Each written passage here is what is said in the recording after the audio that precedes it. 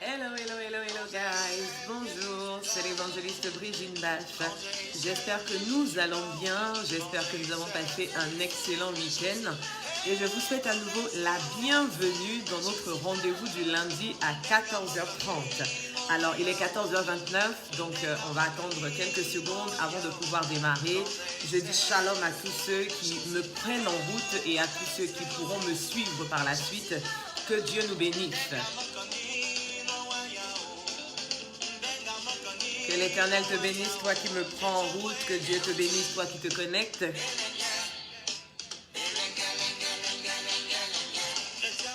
Il est 14h30, c'est l'heure de commencer. Il est 14h30 et nous avons rendez-vous avec le Seigneur cet après-midi. Je bénis Dieu pour vos vies. Je bénis l'Éternel pour cette nouvelle opportunité qu'il nous donne de pouvoir nous retrouver ensemble et passer un moment dans la présence de l'Éternel Dieu des armées. J'espère que nous avons passé un bon week-end. J'espère que nous passons une agréable journée. C'est le dernier jour du mois de novembre. Est-ce que quelqu'un est conscient que voilà 11 jours qui vont se terminer aujourd'hui, 11 mois, pardon, qui se terminent aujourd'hui. Le 11e mois de l'année se termine aujourd'hui. Et nous sommes à la porte de la traversée vers décembre 2020. Et c'est une grâce, c'est une grâce. Nous sommes en vie, nous sommes en vie. Est-ce que quelqu'un peut dire, wow, je suis en vie, je suis en vie. 11 mois qui sont passés. Et pendant ces 11 mois, nous avons traversé chacun des situations. Nous avons vécu des temps difficiles, des temps de joie, des temps de lamentation, des temps de rire, des temps de réjouissance. Mais au milieu de tout ça, nous sommes encore en vie. Alors je bénis Dieu pour la vie que nous avons. Je bénis Dieu pour le souffle de vie que nous avons. Est-ce que quelqu'un peut bénir Dieu pour sa vie? Quelqu'un peut dire merci Seigneur parce que je vis encore. Quelqu'un peut dire merci Seigneur parce que je respire encore. Les brobo sheterekiyamama. Les brobo kashantarabalorio terekeyemo kashitarabaloria mama. Je bénis Dieu pour la vie de quelqu'un. Je bénis Dieu pour la vie d'une personne. Je veux qu'on loue un peu Dieu, qu'on loue Dieu parce que nous sommes en vie. Louons Dieu parce que nous sommes vivants. Louons Dieu parce que nous respirons. Le souffle de vie, c'est le plus beau des cadeaux. C'est le plus beau des cadeaux. C'est le plus beau des cadeaux. L'argent ne peut pas acheter le souffle de vie. Un master 2 ou même un doctorat n'achète pas le souffle de vie. Une belle villa, une belle maison, un beau château n'achète pas le souffle de vie. C'est Dieu qui fait grâce. C'est Dieu qui fait grâce. C'est Dieu qui fait grâce. Les bromos cheteke yandarababa. Les bromos cheteke yamamama. Je suis heureuse parce que je vis. Tout simplement, je suis heureuse parce que je vis. Je suis heureuse parce que je suis encore là avec toi cet après-midi. C'est tout ça qui me donne la joie de vivre, la joie de vivre. La joie de vivre. Je suis heureuse d'être en vie. Que Dieu te bénisse, mon fils à moi, Aïe. Bonjour à toi. Je suis en vie, je suis en vie, je suis en vie. Je suis en vie, donc je suis heureuse parce que je suis en vie. Que Dieu nous bénisse. On commence dans quelques secondes. Que Dieu nous bénisse. Pendant ce temps, tu peux partager la vidéo. Tu peux taguer quelqu'un. Tu peux inviter quelqu'un à nous prendre en route maintenant par la grâce de Dieu. Et oui, Jésus revient. Jésus revient. Je le dis à quelqu'un qui me regarde, à quelqu'un qui m'écoute. Le Seigneur revient. Il est à la porte. Il revient maintenant. Il revient, il revient, il revient. Ce n'est pas une histoire. Ce n'est pas un mythe, ce n'est pas un conte de fées, mais Jésus revient. Ah oui, hein? Louez, louez, louez. En vérité, mon fils, on loue le Seigneur parce que nous sommes en vie. On loue Jésus parce que nous sommes en vie. Le plus beau des cadeaux que le Seigneur peut me faire, c'est d'être en vie.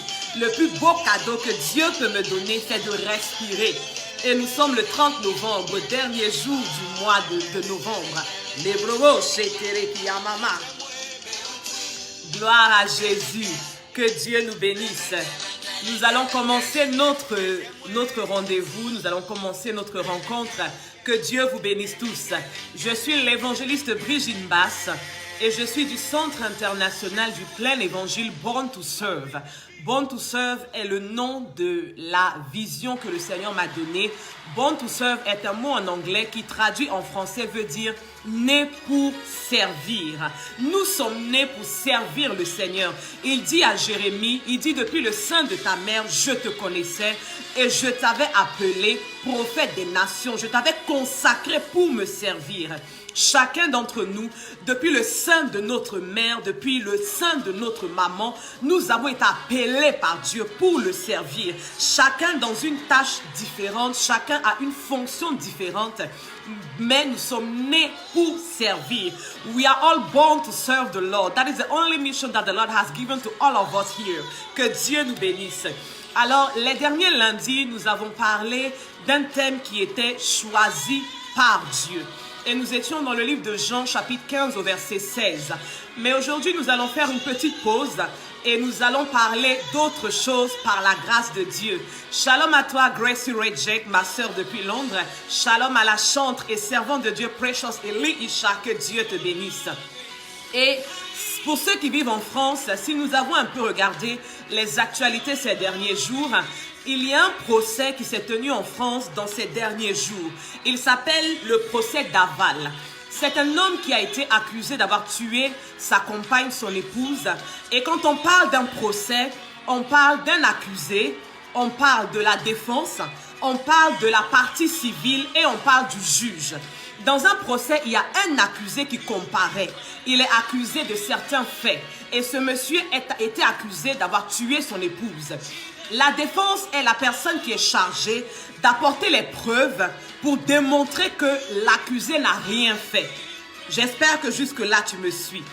Et toujours dans un procès, la partie civile est celle à qui l'accusé a fait du tort.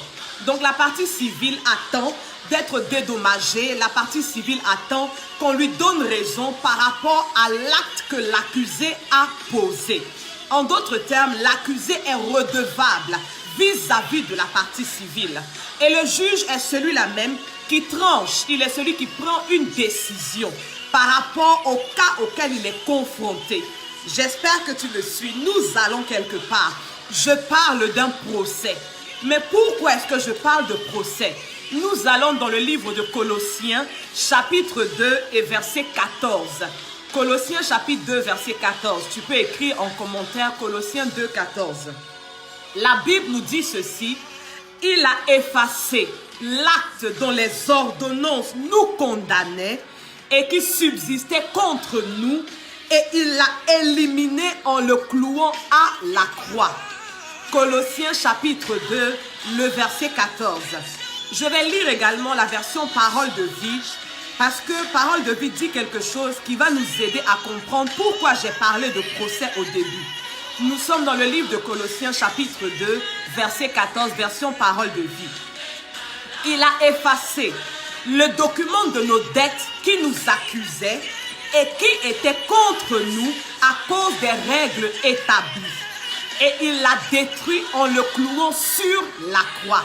Colossiens parle de documents de nos dettes qui nous accusaient.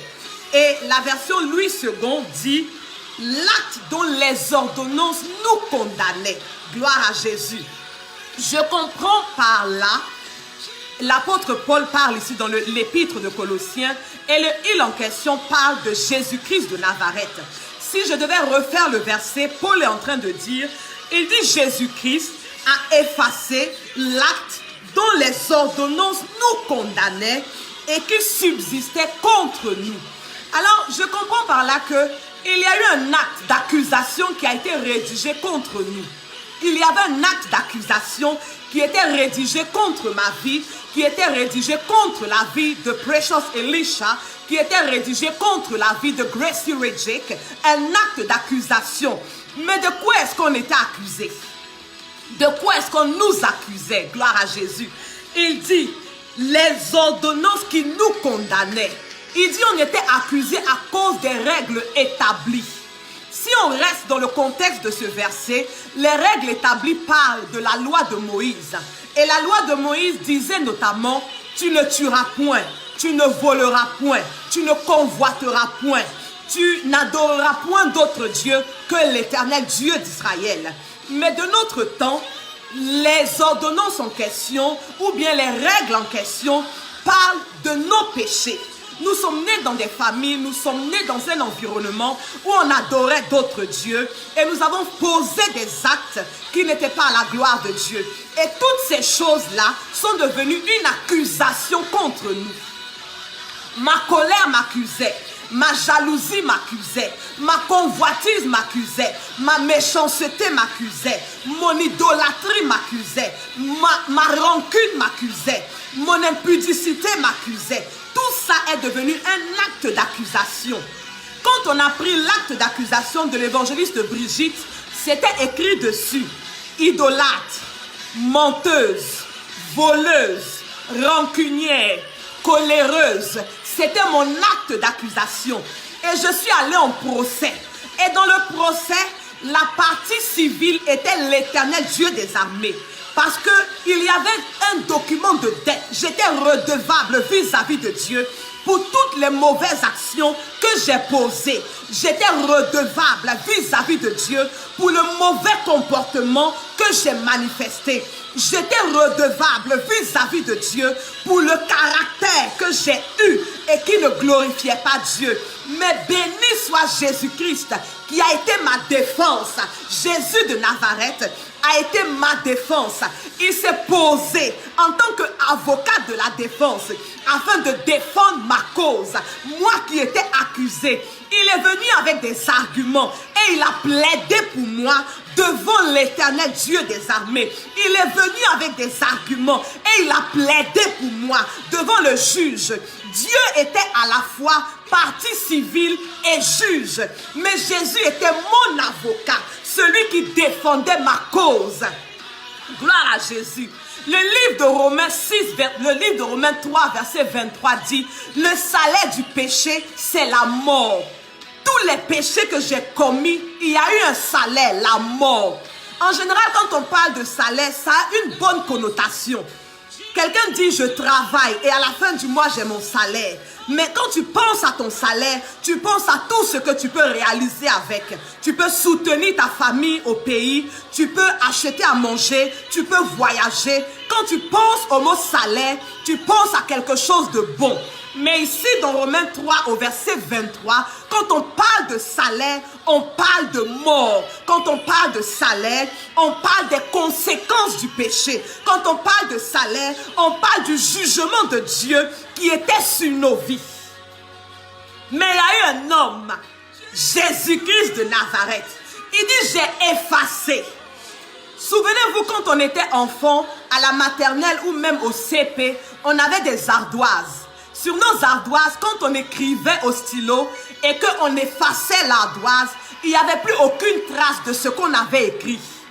Et aujourd'hui, on a ce qu'on appelle des stylos effaceurs. Quand tu écris avec un stylo effaceur, quand tu as fini d'écrire et que tu effaces ce que tu as écrit, il n'y a plus aucune trace de ce que tu viens d'écrire. Et Jésus dit: il l'a effacé. Il dit: j'ai effacé. Donc il n'y a plus aucune trace. Ce qui me condamnait, ce qui te condamnait, il a effacé cela. Alors je pose à quelqu'un la question. Jésus-Christ dit: il a effacé l'acte dont les ordonnances te condamnaient. Mais qu'est-ce qui aujourd'hui te condamne encore? Pourquoi est-ce que tu regardes ta vie et tu te condamnes encore toi-même? Il dit encore dans Romains chapitre 8 au verset 33, Romains 8 verset 33, il dit: qui accusera les élus de Dieu? C'est Dieu qui justifie. Qui condamnera? Christ est mort, bien plus, il est ressuscité, il est à la droite de Dieu et il intercède pour nous. Je suis venu dire à une personne: il n'y a plus de condamnation pour toi. Toi qui as accepté de marcher avec Jésus-Christ, il n'y a plus de condamnation pour toi. Toi qui as donné ta vie à Jésus-Christ, il n'y a plus de condamnation pour toi. Toi qui t'es sacrifié pour Jésus-Christ, il n'y a plus de condamnation pour toi. Et je constate malheureusement qu'en dépit du fait que Jésus-Christ nous a rendus libres, en dépit du fait que Jésus-Christ nous a affranchis, en dépit du fait que la dette a été effacée, beaucoup d'entre nous sont encore endettés. Beaucoup d'entre nous sont encore endettés. Et pourquoi est-ce qu'ils sont encore endettés? Parce que nous n'avons pas encore réalisé le prix que Jésus-Christ a payé pour nous. Et nous sommes encore maintenus dans les liens de notre ancienne dette. Parce que nous n'avons pas encore réalisé le sacrifice que Jésus-Christ a accompli pour nous. Alors le document de nos dettes nous tient encore captifs. Je vais parler à quelqu'un. Avant de rencontrer le Seigneur, ou peut-être même dans les débuts de ta marche avec l'Éternel, tu as commis un avortement. Et les conséquences de l'avortement, c'est ce que la Bible appelle le salaire du péché. Mais tu as demandé pardon, tu t'es repenti, tu as imploré la miséricorde de Dieu. Dieu t'a pardonné, mais jusqu'à présent, tu es dans une forteresse de culpabilité. Tu vis dans une prison de culpabilité. Tu as construit cette prison autour de toi et tu vis dedans. Et la prison t'a isolé de ton entourage. La prison t'a éloigné de tout le monde. Je parle à des prisonniers de l'esprit de la culpabilité. Jésus-Christ dit, je t'ai libéré, je t'ai affranchi. Il n'y a plus de condamnation. Mais toi-même, tu es la personne qui te condamne. Tu te condamnes toi-même pour les actes que tu as posés. Tu te condamnes toi-même pour le comportement que tu as eu. Tu te condamnes toi-même pour le caractère que tu as manifesté. Alors même que tu as demandé pardon à Dieu. Mais le Seigneur m'envoie cet après-midi. Il dit, je vais briser les verrous de toute prison de culpabilité. Je vais briser les verrous de toute prison de la culpabilité. Tu as fait un mauvais choix dans la vie, mais ça ne fait pas de toi une erreur. Tu as fait un mauvais choix dans la vie, mais ça ne fait pas de toi un raté. Jésus dit, je vais briser les prisons de la culpabilité dans lesquelles nous sommes encore maintenus à cause d'un document de dette que nous avons gardé contre nous. Gloire à Jésus. Alors la Bible déclare que lorsque l'apôtre Pierre était en prison, l'église intercédait pour lui. Et par l'intercession de l'église, l'Éternel a envoyé son ange afin de faire sortir Pierre de la prison. Et Dieu m'envoie cet après-midi comme un intercesseur pour ta vie. Parce qu'il est temps que tu sortes de la prison de la culpabilité dans laquelle tu es. Il dit, j'ai effacé. Le document de dette qui te condamnait, j'ai effacé. L'acte dont les ordonnances condamnaient, j'ai effacé. Et je t'ai libéré. Et je veux que tu te réjouisses de cette liberté. Je veux que tu profites de cette liberté. Je ne veux pas que tu sois esclave de la culpabilité. Je ne veux pas que tu sois esclave d'un acte que tu as posé par le passé. Alors je lève la voix. Et dans le nom de Jésus-Christ de Nazareth, je commande maintenant que tout verrou d'une prison de culpabilité qui te tient encore captif à cause d'une décision que tu as prise par le passé, à cause d'un comportement que tu as eu par le passé, à cause d'un acte que tu as posé par le passé. Je brise les verrous de cette prison cet après-midi. Dans le nom de Jésus-Christ, j'ordonne que tout verrou d'une prison de culpabilité qui t'a isolé, qui t'a retiré du milieu de ta famille, qui t'a mis à part et qui te pousse à vouloir te suicider, je brise les verrous de cette prison-là. Dans le nom de Jésus-Christ de Nazareth, je proclame ta liberté. Nous allons vers la fin de l'année et les forteresses mentales sont en train de parler à quelqu'un. La forteresse mentale est en train de te rappeler que tu as commis un avortement. La forteresse mentale est en train de te rappeler que tu as pris une mauvaise décision dans ton foyer. La forteresse mentale est en train de te rappeler que tu as eu un mauvais comportement. La forteresse mentale est en train de te rappeler que tu as eu une mauvaise attitude. Et tout cela, c'est pour te pousser vers le suicide. C'est pour te pousser dans l'isolement. C'est pour te pousser à te retrancher de ceux qui t'aiment. Mais je brise les œuvres de la forteresse mentale dans ta vie dans le nom de Jésus-Christ. Je fais tomber toute forteresse mentale qui est en train d'être construite autour de ta vie. Je détruis cela dans le nom de Jésus. Et je libère tes pensées. Je libère tes pensées. Je libère tes pensées. Je libère ton sommeil. Je libère ton sommeil dans le nom de Jésus-Christ. Gloire à Jésus. Jésus nous a affranchis. Il a effacé le document de dette qui nous condamnait. Il a effacé l'acte dont les ordonnances nous condamnaient. L'ardoise est vide. L'ardoise est blanche.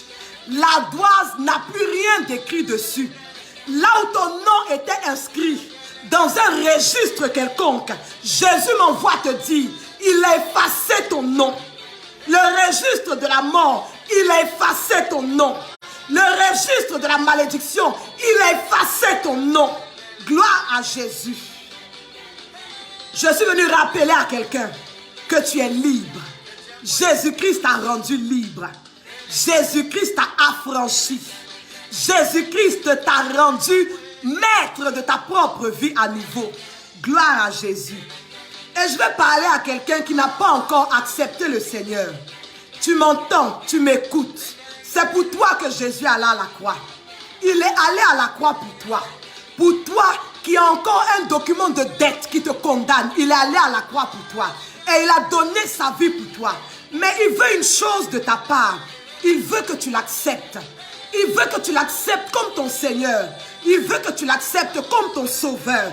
Il veut que tu l'acceptes comme le maître de ta vie. Alors dis avec moi, Seigneur Jésus, je t'ouvre la porte de mon cœur.